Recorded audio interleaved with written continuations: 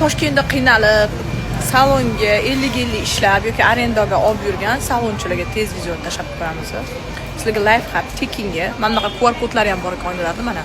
Sartarosh xona. Men pastlarda ko'rasizlar, mana bitta sochlar turibdi. Sizlarga life hack. Xullas mahallani o'rtasidan shunday ochiq havo, toza havoda soch ukladka qilasizlarmi, soch kesasizlarmi, farqi yo'q. Yoki mursko otsanglar, soqollarni olib taxlab qo'ysanglar ham bo'ladi. Xullas mana life hack eng zo'r arenda yo'q. Eng glavnisi mana bunaqa QR kodlariga ham bor ekan. To'laydigan bo'lsanglar. Mana ko'rdinglarmi? Mana shu nomerga beribdi, sochlar turar ekan. Kech payt faqat yig'ishtirib ketasizlar, mahallani to'zitmasdan, nima deydilar. Salonchi do'stinglarga tez tashlab qo'yinglar.